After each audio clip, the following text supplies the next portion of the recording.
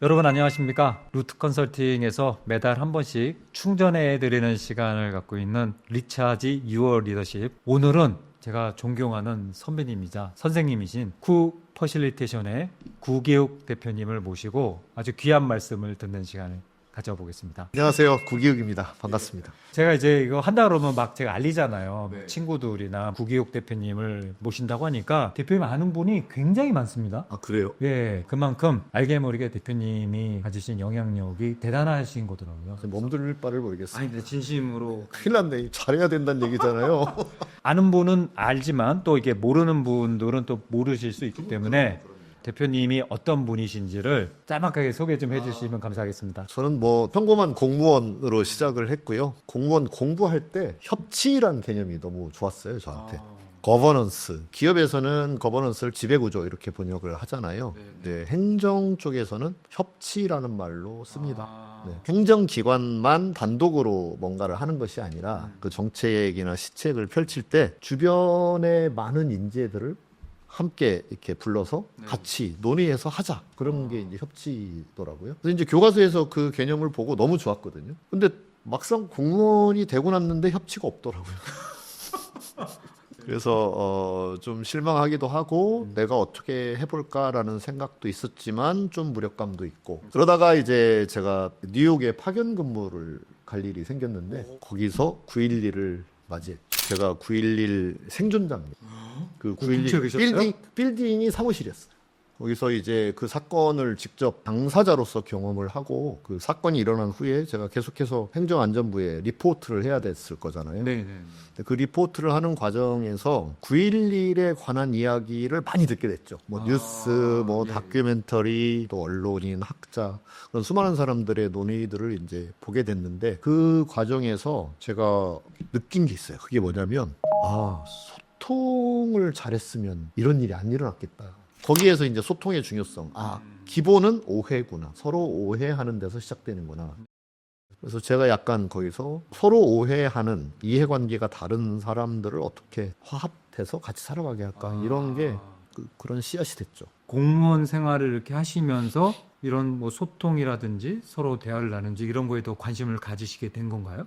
그렇죠. 그러니까 예. 거버넌스라고 하는 실마리가 하나 있었고 네, 그런 개념이 있었는데 현실에는 없더라. 네네. 근데 그런 게 잘 안 되니까 저런 엄청난 사건이 벌어지더라. 네. 핵심은 소통인 것 같다. 오늘 이따가도 말씀해 주시겠지만 진짜 분쟁이 있는 두 그룹을 퍼실리테이션 하시고 맞아요.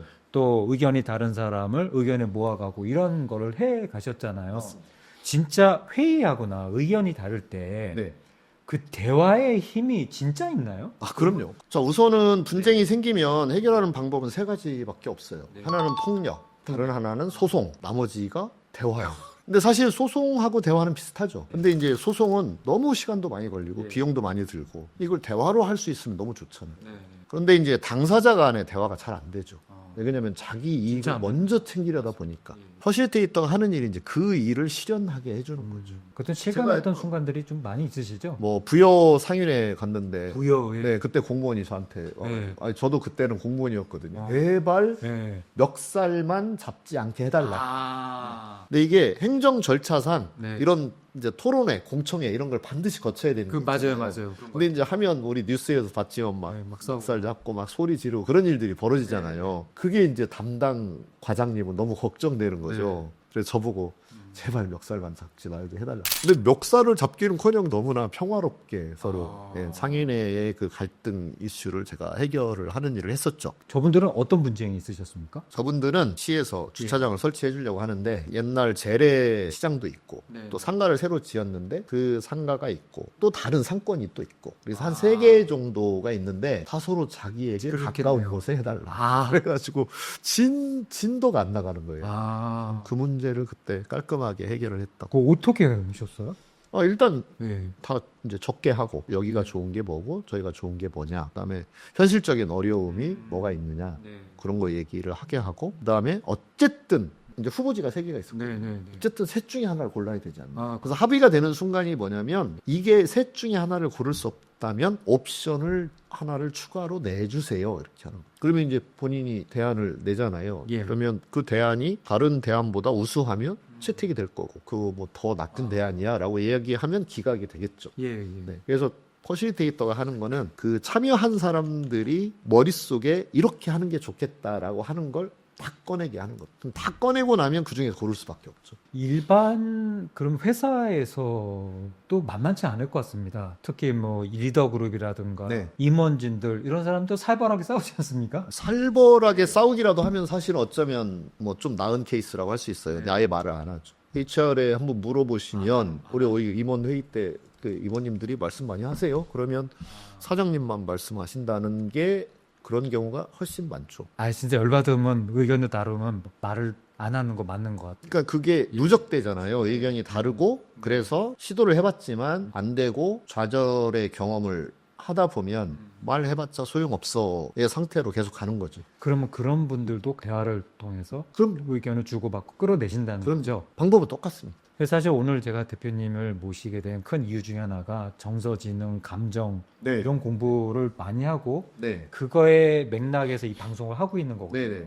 회의에서 대화가 참 중요하지 않습니까? 그쵸. 예, 그 성패는 또 감정이나 정서 이런 것도 중요하지 않습니까? 매우 중요하죠. 이게 사람의 생각이라는 게 이게 인지 프로세스가 있고 정서 프로세스가 있는 거잖아요. 두 개. 이걸 이제 합쳐서 마음 이렇게 네네. 부른다고 볼 수 있는데 근데 이게 서로 따로 노는 게 아니잖아요. 그러니까 예를 들면 우리가 뭐 소개팅을 갔다.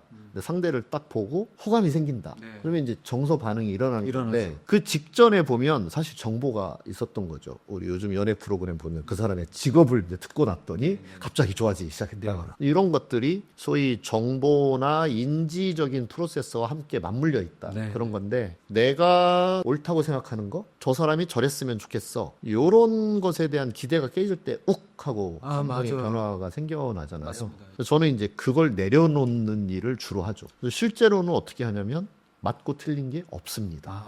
모든 의견은 동등. 동등하게 귀중하다 이런 말을 하는 예. 거죠. 우리는 계속 디벨롭 시켜 나가는 거지 처음부터 대박 아이디어가 나오기는 어려울 수 있다. 맞고 틀린 게 없으니까 뭐라도 꺼내고 얘기합시다.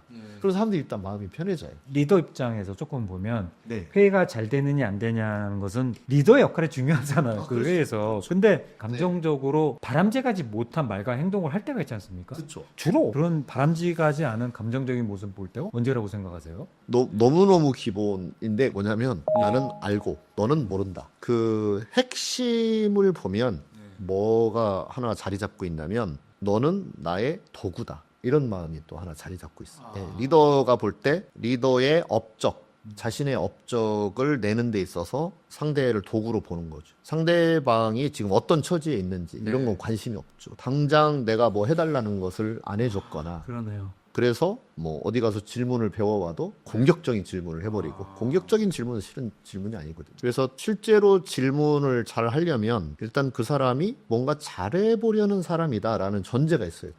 자기 일도 기본도 제대로 못하는 인간 이렇게 이제 낙인을 찍어놓고 대화를 하면 다 느끼잖아요. 근데 그 대화의 모드를 이렇게 파헤쳐 보면 네. 그 칸트가 이야기한 게 있잖아요. 인간을 목적적으로도 대하라. 그래서 내가 도구이고 그 사람이 목적일 수도 있는 거죠. 그 나의 목적에 해당할 만큼 중요한 사람이다. 이렇게 대하란 말입니까? 그러니까 그 사람도 하나의 훌륭한 인생을 사는 어떤 목적을 가진 존재일 텐데 네. 내가 그 사람을 위해서 도와줄 수도 있는 거죠. 대표님 교육을 듣거나 또는 이런 뭐 코칭 교육을 보면 질문이 중요하다고 그렇게 얘기를 하잖아요. 질문이란 뭐라고 정의하세요? 질문은 정보를 구하는 행위죠. 훈계하는 게 아닙니다. 질문으로. 너 지금 몇 시인데 이제 들어와? 이게 질문이잖아요. 질문 아니에요. 되게 질책성 질문이죠. 그러면 이제 거기에 굉장히 재미난 정서적 이슈가 하나 있어요. 질문을 내가 왜 그 사람한테 구하죠? 그 사람이 답을 갖고 있다고 생각하니까. 이건 엄청난 인정이에요. 그래서 그 사람의 정서를 케어하는 결과를 낳게 되죠. 그러면 이제 마음이 차분해, 그 사람도 마음이 편해지고, 그러면 이제 자기가 가지고 있었던 지식과 정보를 최대한 꺼내서 일에 쓸 수 있게 되죠. 이런 과정이나 결과가 우리가 소위 말하는 EQ 정서지능과 상당히 밀접한 중요한 거라 생각하는데 어떻게 생각하십니까? 그러니까 EQ가 네. 정서 지능이잖아요. 네. 지능은 머리 쓰는 거잖아요. 맞습니다. 그러니까 질문을 할 때 이 질문이 어떤 정서적인 변화를 가져올 건지를 지능적으로 생각하면서 할 필요가 있는 거죠. 맞아요. 질문을 통해서 정서지능을 충분히 더 올 수 있겠네요. 그럼요. 그래서 이 대화라고 하는 건 질문과 주장을 섞어서 하는 게 진정한 대화거든요. 근데 보통은 주장만 하죠. 그건 이제 EQ가 부족하잖아요. 대표님, 그러면 리더가 회의를 잘 진행하는 특별한 질문이 좀 있겠습니까? 제가 쓰는 질문은 네. 대체로 지금 무슨 일이 생긴 거죠? 뭐 이런 질문합니다. 아, 지금 무슨 일이 생긴 거냐? 지금 뭔가 어색하다거나 사람들이 말을 안 하고 있다거나 네. 뭔가 약간 대립하는 그 진도가 안 나가는 그런 상황에서 그냥 지금 무슨 일이 생긴 거죠? 뭐 물어보는 거죠. 그럼 보통 뭐라고 답을 하나요? 좀 기다리죠. 또 무슨 일이 생긴 건지를 생각할 거잖아요.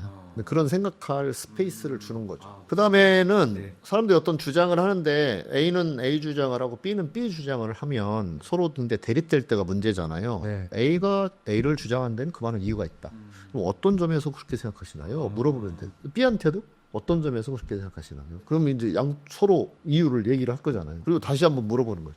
어떻게 할까요? 물론 그때그때 뭐 다양한 변화가 있겠지만 네. 되게 골격이 되는 질문이죠. 제가 많이 쓰는 겁니다. 그럼에도 불구하고 합의가 잘 안 되면 어떻게 해야 됩니까? 그래서 우선은 네. 이제 죽고 사는 문제냐 이렇게 물어보는 거죠. 거의 죽고 살기로 덤비는 자기도 모르게 죽고 살기로 덤비는 게 있는데 저게 이제 트레이시와 로빈스의 자부심 지도거든요. 저게 이제 첫 번째 감정이 올라온다는 건 네. 죽고 사는 문제일 때다.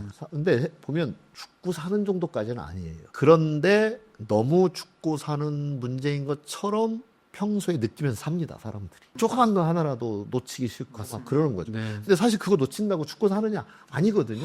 그럼에도 불구하고 우리의 감정은 그렇게 반응을 하게 돼 있다. 맞습니다. 그래서 그거를 한번 점검하도록 하는 게 필요하고요. 그 다음에는 이제 이 진리 싸움이 하나 있고요. 예. 정의 싸움이 하나 있어요. 진리는 합리성이에요. 맞냐 틀리냐의 문제예요. 이 사과가 시냐 다냐 이런 게 이제 진리에 관한 거예요. 예.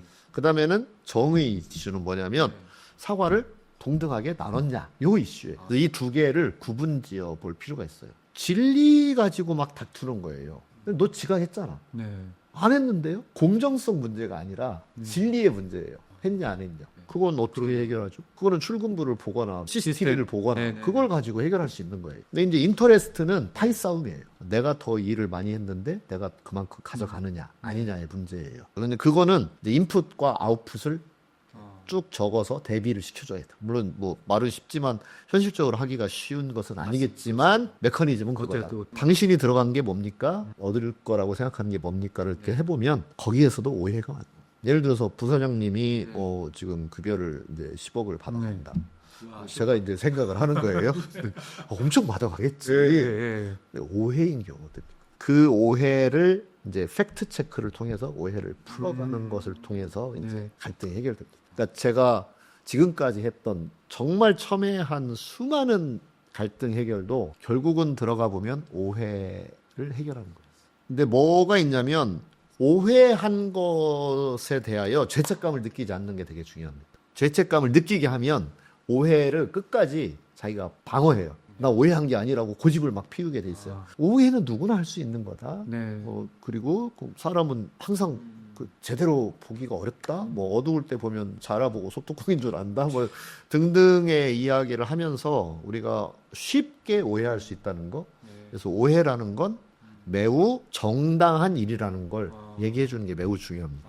이렇게 퍼실리테이션을 잘하고, 그러니까 회의나 이런 걸 잘하고 싶은 리더에게 꼭 필요한 정서지능 역량은 어떤 능력이라고 보십니까? 정서지능은 이미 뭐 그 학자들에게서 연구가 되어서 명확하게 제시가 되고 있죠. 우선은 정서가 내 기분, 내 지금 감정이 뭔지를 아는 것. 그러려면 한국인들은 정서의 그 단어를 적어보라고 하면 몇 개 못 적어요. 여러 가지 정서를 좀 적는 걸 연습해보면 좋겠다. 왜 그러냐면 이 언어가 생각의 집이기 때문에 내가 언어를 모르면 그 생각이 없는 거나 마찬가지가 되니까 정서에 이름을 좀 많이 써보는 거. 그래야 이제 내 감정이 뭔지를 알 거잖아요. 내가 지금 서운한지, 내가 지금 화가 났는지, 그런 것을 아는 거. 그 다음에 아까도 이제 질문을 하지 못하는 리더들에 대하여 말씀을 드렸는데 계속 질책을 하거나 내 아는 것들을 자꾸 강요하고 설득하게 되는 거는, 그거는 상대를 한편으로 도구로 생각하는 게 밑에 깔려 있을 수 있다. 그걸 반대로 역전시키는 마음가짐이